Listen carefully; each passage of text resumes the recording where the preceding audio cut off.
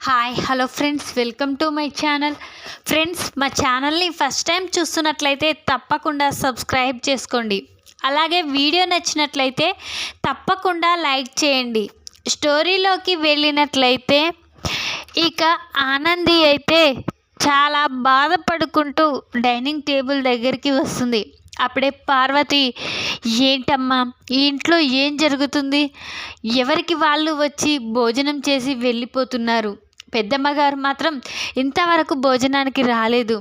నాకేమీ అర్థం కావడం లేదు. అసలు ఏం జరిగిందమ్మా అని ఇక ఆనందిని అడుగుతూ ఉంటుంది పార్వతమ్మ అయితే. అప్పుడే పార్వతమ్మని, ఇంట్లో అన్నప్పుడు చాలా పరిస్థితులు ఉంటాయి కదా, ఒడిదుడుకులు ఉంటూనే ఉంటాయి. కాబట్టి ఈ ఇంట్లో కూడా అదొక సమస్య వచ్చింది. సరే కానీ పార్వతమ్మ, అత్తయ్య గారికి భోజనానికి రమ్మని పిలువు అని అంటూ ఉంటుంది ఆనంది అయితే.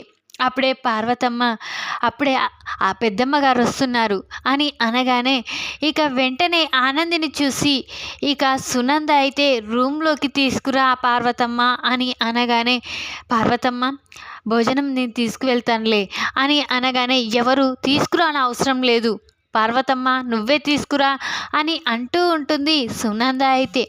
అప్పుడే ఇక ఆనంది, సరే పార్వతి నువ్వే తీసుకువెళ్ళు అని అనగానే ఇక పార్వతి అయితే సునందకు భోజనం తీసుకువెళ్ళి ఇస్తుంది.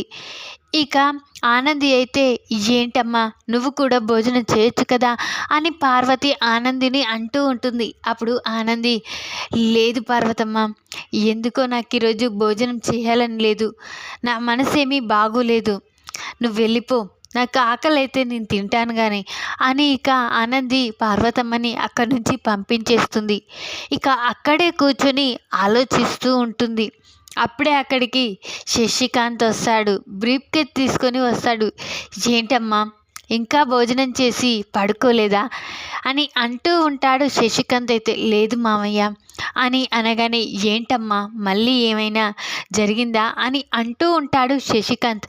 అప్పుడే, లేదు మామయ్య, అత్తయ్య గారి గురించి మనకు తెలిసిందే కదా, జ్యోతమ్మ గారి విషయం చెప్తే నా మీద కోప్పడతారు, నాతో మాట్లాడరని, అదే ఇక జరిగింది అని ఆనంది చెప్పగానే ఇక శశికాంత్, మీ అత్తయ్య గురించి తెలుసు కదమ్మా, తను మబ్బులో మేఘం లాంటిది, ఎప్పుడు వెళ్తుందో తెలీదు, ఎప్పుడు వస్తుందో, ఎంత కోపంగా ఉంటుందో తెలీదు, ఎప్పుడు సంతోషంగా ఉంటుందో తెలీదు అని ఇక శశికాంత్, లైట్ తీసుకో అమ్మా, సరే కానీ ఈ బ్రీఫ్ కేస్ జాగ్రత్తగా దాచిపెట్టు అని అంటూ ఉంటాడు శశికాంత్ అయితే.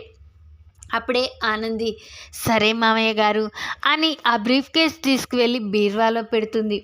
అప్పుడే శశికాంత్, ఇక మనిద్దరం కలిసి భోజనం చేద్దాం రామ్మ, నువ్వు భోజనం చేసినట్లు నాకు అనిపించడం లేదు అని శశికాంత్ అనగానే అప్పుడే పార్వతి అక్కడికి వస్తుంది. అవును బాబు, అసలు ఆనందమ్మ ఇంకా భోజనం చేయలేదు అని అంటూ ఉంటుంది పార్వతమ్మ అయితే. అప్పుడే ఇక శశికాంత్ అయితే, సరే మా ఇద్దరికి పెట్టు అని ఇక ఇద్దరికి భోజనం పెడుతుంది పార్వతి అయితే. ఇక ఇద్దరు భోజనం చేసి, సరే అమ్మా వెళ్ళి పడుకో, మీ అత్తయ్య గారి గురించి ఆలోచించకు అని ఇక అనగానే, సరే మామయ్య అని ఆనంది ఇంట్లోకైతే వెళ్ళిపోయి నిద్రపోతుంది.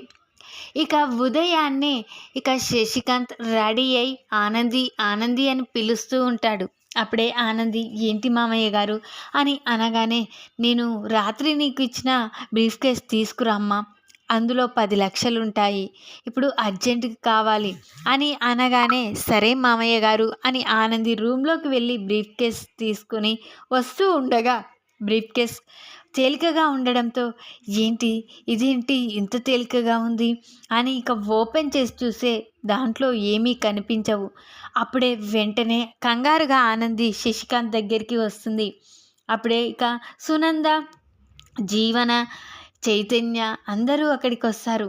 అప్పుడే ఆనంది, ఏంటమ్మా బ్రీఫ్ కేస్ తీసుకురమ్మంటే ఖాళీగా వచ్చావేంటి అని అంటూ ఉంటాడు శశికాంత్ అయితే. అప్పుడే, లేదు మామయ్య, బ్రీఫ్ కేస్ ఖాళీగా ఉంది, దాంట్లో 10 లక్షలు లేవు మావయ్య అని అనగానే ఒక్కసారి షాక్ అయిపోతారు ఇంట్లో వాళ్ళంతా. ఏంటమ్మా, నీకు నేను నైట్ బ్రీఫ్ కేస్ ఇచ్చాను కదా, అందులోనే 10 లక్షలు తెచ్చాను అని అనగానే, ఏమో మామయ్య, మీరు ఎలా తీసుకువచ్చి ఇచ్చారో అలానే తీసుకువెళ్ళి నా బీరువాలో పెట్టాను, కానీ అవి కనిపించడం లేదు అని అనగానే జీవన, ఏంటి ఆనంది, నీకు ఇచ్చిన బ్రీఫ్ కేస్లో డబ్బులు లేకపోవడం ఏంటి? నువ్వే కదా ఆ రూమ్లో ఉండేది, ఇంకా ఎవరైనా వచ్చి ఎందుకు తీస్తారు నీ బీరువాలో నుంచి అని ఇక జీవన అంటూ ఉంటుంది. అప్పుడు సునంద అయితే, ఏంటానంది, నువ్వు అన్ని విషయాల్లో ఇలానే చేస్తున్నావు, నేను మాత్రం ఊరుకొని చెప్తున్నా, నా మంచితనం ఇక అలుసుగా తీసుకోకూడదు. మీ మామయ్య గారు ఇచ్చిన డబ్బు ఎక్కడికి పోతుంది? నీ రూమ్లో నీ బీరువాలో పెట్టింది ఎవరు తీస్తారు నీకు తెలియకుండా? అసలు ఆ డబ్బు పోవడానికి కారణం నువ్వు. అంటే ఆ డబ్బు ఎలాగైనా తీసుకువచ్చి తిరిగి నువ్వు మాకు ఇవ్వాలి. అలా అయితేనే ఈ ఇంట్లో ఉంటావు, లేకపోతే నీకు ఇదే లాస్ట్ ఛాన్స్ అని ఇక సునంద చాలా ఆవేశంతో అక్కడికి వెళ్తుంది. అక్కడి నుంచి వెళ్ళిపోతుంది. అప్పుడే శశికాంత్ ఇక అలాగే నిల్చొని ఉండడం చూసి ఆనంది, మామయ్య గారు, నిజం చెప్తున్నాను, అసలు అందులో డబ్బులు ఏమయ్యాయో నాకు తెలీదు, నా శివయ్య మీది ఒట్టేసి చెప్తున్నాను అని ఆనంది అంటూ ఉంటుంది. లేదు ఆనంది, నీ గురించి నాకు తెలుసు, ఆ డబ్బులు నువ్వు తీసుండవని నాకు తెలుసు, కానీ అవి ఏమైపోయాయి నీ బీరువాలో ఉన్న డబ్బులు అని ఇక నాకు ఆందోళనగా ఉంది అని ఇక ఎలాగైనా ఆ డబ్బు ఎవరు తీశారు, ఎక్కడున్నాయో తెలుసుకోవాలి ముందు అని శశికాంత్ అనగానే చైతన్య, అవును డాడీ, ముందు ఆ డబ్బులు ఎవరు తీశారో, దానికి వెనకాల ఉంది ఎవరో అదంతా బయట పెట్టాలి. అలానైతేనే ఇక అది తీసిన వాళ్ళనే ఇంట్లో నుంచి బయటికి గెంటేయాలి అని చైతన్య జీవనం చూసుకుంటూ అంటూ ఉంటాడు. అప్పుడు జీవన, వీడేంటి నా వైపు చూస్తూ అంటున్నాడు, అందులో డబ్బులు నేను తీశానని తెలిసిపోయిందా ఏంటి అని కంగారు పడుతూ అక్కడి నుంచి వెళ్ళిపోతుంది. ఇక జీవన వెంటనే ఈ విషయం పెద్దమ్మకి చెప్పాలి. ఇక పెద్దమ్మకి ఈ ఆనందికి ఇంట్లో ఉండడానికి ఇదే లాస్ట్ ఛాన్స్ అని చెప్పాలి. అంటే ఇప్పుడు నేను ఫోన్ చేసి చెప్తే చైతన్య నేను ఫోన్లో మాట్లాడడం వింటే ఇక ప్రమాదం, కాబట్టి ఆ పెద్దమ్మని నేను ఒక చోట కలవాలి అని అనుకొని వెంటనే జీవన ఇక ఇందుమతికి ఫోన్ చేస్తుంది. అప్పుడే ఇందుమతి, ఏం చేస్తున్నావు అక్కడ, తిని కూర్చోవడమేనా, ఆ ఆనందిని ఇంట్లో నుంచి పంపించే పని ఏదైనా ఉందా అని ఇందుమతి విసుగ్గా అంటూ ఉంటుంది. అప్పుడే ఇక జీవన, లేదు పెద్దమ్మ, నీకు ఈ విషయం గురించే చెప్పాలని ఫోన్ చేశాను, కానీ ఇప్పుడు ఫోన్లో చెప్పే విషయం కాదు ఇది, నేను చెప్పిన చోటికి రా అని చెప్పేస్తుంది జీవన. అయితే అప్పుడే ఇక ఇందుమతి అయితే సరేనే వస్తున్నాను అని ఇక అటుపక్క ఇందుమతి ఇటుపక్క జీవన ఇద్దరూ కలవడానికి అయితే వెళ్తారు. అప్పుడే ఇక జీవన ఇందుమతినైతే కలుస్తుంది. అప్పుడే పెద్దమ్మ, నీకు ఒక గుడ్ న్యూస్ చెప్పాలి, ఆ ఆనందిని ఇంట్లో నుంచి పంపించడానికి ఇంకా 2 రోజులే టైం ఉంది, తనని ఇక అత్తయ్య గారే మెడ పట్టుకొని బయటికి గెంటేస్తారు అని అనగానే ఇందుమతి స్టన్ అయిపోతుంది. ఏంటే, మీ అత్తయ్యే ఆనందిని బయటికి గెంటేయడం ఏంటి, అసలు ఏం జరిగింది చెప్పు అని ఇందుమతి అంటూ ఉంటుంది. అప్పుడే ఇక జీవన, ఇక ఆనందిని బయటికి పంపించడానికి నేను ఏదో ఒక ప్రయత్నం వేస్తూనే ఉన్నాను. అయితే అదేవిధంగా నిన్న రాత్రి మామయ్య గారు ఒక బ్రీఫ్ కేస్లో 10 లక్షలు పెట్టుకొని వచ్చాడు. ఇక ఆ బ్రీఫ్ కేస్ ఆనందికి ఇచ్చి దాచిపెట్టమని చెప్పాడు. ఇక ఆనంది తన బీరువాలో దాచిపెట్టింది. కానీ తెల్లవారిని చూసేసరికి మా మామయ్య గారు ఆ బ్రీఫ్ కేస్ తీసుకురమ్మని చెప్తే ఆ బ్రీఫ్ కేస్ తీసుకొని వచ్చాక ఓపెన్ చేసి చూసే దాంట్లో మనీ లేవు. ఇక ఆ మనీ లేకపోవడానికి కారణం నేను, అవి తీసి నేనే దాచిపెట్టాను. కాబట్టి ఇక ఆ డబ్బు ఇక ఆ దొంగతనం అంతా ఆనందిపై వేశాను. ఇక ఆనందిని ఆ మనీ ఈ 2 రోజులలో మళ్ళీ తిరిగి తెస్తేనే ఇంట్లో ఉంటుంది, లేకపోతే ఇంట్లో నుంచి బయటికి గెంటేస్తానని మా అత్తయ్య గారు ఆనందికి వార్నింగ్ ఇచ్చారు అని చెప్పగానే స్టన్ అయిపోతుంది ఇందుమతి. అయితే చాలా మంచి వార్త చెప్పావే, ఈరోజు అయితే నాకు చాలా సంతోషంగా ఉంది అని ఇక ఇందుమతి సంతోషపడుతూ ఉంటుంది. సరే పెద్దమ్మ, నేను ఇక్కడే ఉంటే ఎవరైనా నన్ను చూస్తే ఇబ్బంది అవుతుంది అని ఇక అనుకొని వెంటనే జీవన ఇక వెళ్ళిపోతుంది. అప్పుడే కారులో వస్తూ ఉండగా అలాగే ఇక బ్రేక్ పోవడంతో అక్కడ ఇక జీవనకైతే యాక్సిడెంట్ అవుతుంది. అప్పుడే ఇక అందరూ చుట్టుపక్కల వాళ్ళు చూస్తూ వెళ్తూ ఉంటారు.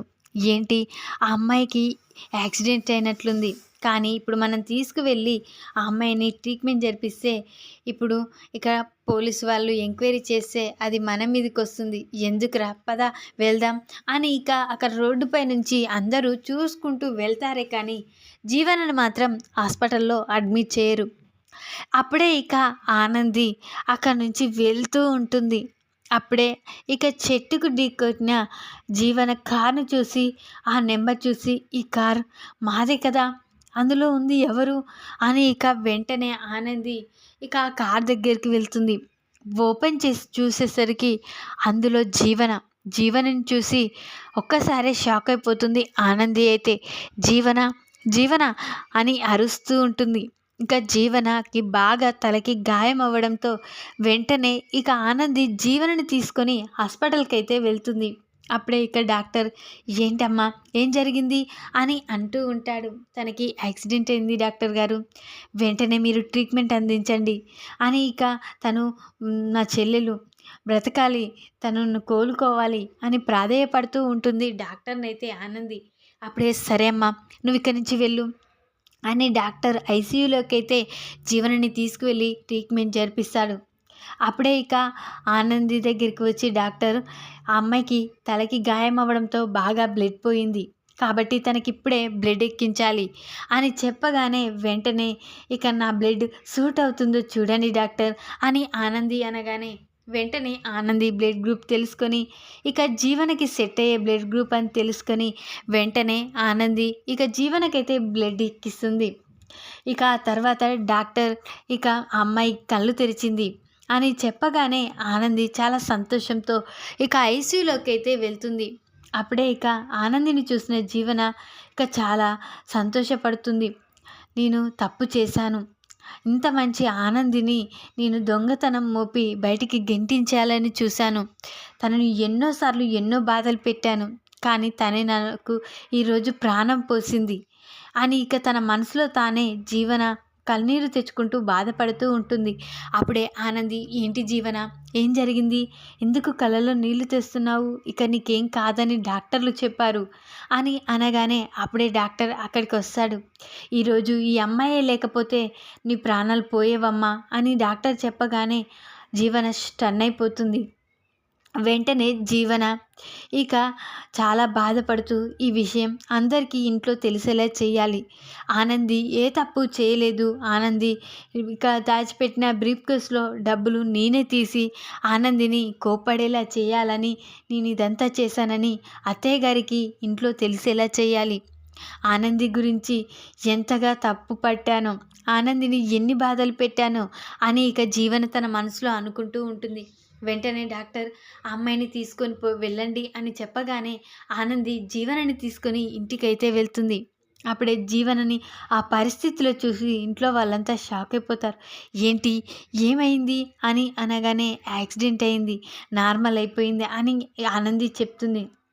అప్పుడే ఇక ఆనందిని చూసి అత్తయ్య గారు మీకు ఒక విషయం చెప్పాలి అని అనగానే ఏంటి ఏం విషయం చెప్పాలి అని అంటూ ఉంటుంది సునంద అయితే జీవనని. అప్పుడే జీవన అసలు మామయ్య గారు తీసుకొచ్చిన బ్రీఫ్ కేస్‌లో డబ్బు లేకపోవడానికి కారణం నేను. అందులో డబ్బు నేనే తీసి ఇక ఆనందిని ఇరికించాలని, ఆనందిని బయటికి ఇంట్లో నుంచి పంపించేయాలి నీ చేత అని నేను ఇదంతా చేశాను. నన్ను క్షమించండి అని అంటూ ఉంటుంది జీవన అయితే. వెంటనే జీవన ఆనంది దగ్గరికి వచ్చి ఆనంది నన్ను క్షమించు. నేను తప్పు చేశాను. నీ విషయంలో చాలా తప్పు చేశాను. నిన్ను ఎప్పుడూ అవమానపరచాలని చూశాను. నన్ను క్షమించు ఆనంది అని ఇక జీవన తన తప్పునంతా ఇక అందరి ముందు తెలియజేస్తుంది.